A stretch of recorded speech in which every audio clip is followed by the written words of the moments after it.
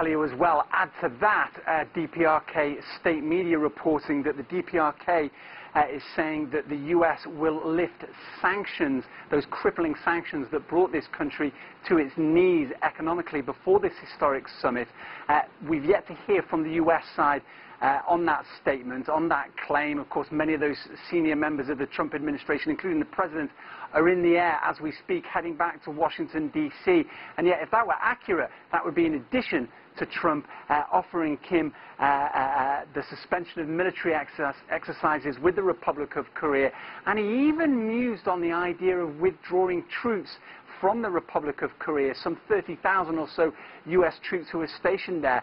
You can understand why the Republic of Korea might be concerned about that. It certainly caught them by surprise. They were not anticipating that offer by President Trump. And that certainly will concern even members of Trump's own Republican Party, even his own supporters back here in Washington, D.C. You can detect their uneasiness. Remember, just a few days ago, before this summit, people like Mike Pompeo, the U.S. Secretary of State, was talking about complete, verifiable, and irreversible denuclearization. Such an awkward acronym, CVID, that's been doing the rounds of Washington, D.C. and in Singapore.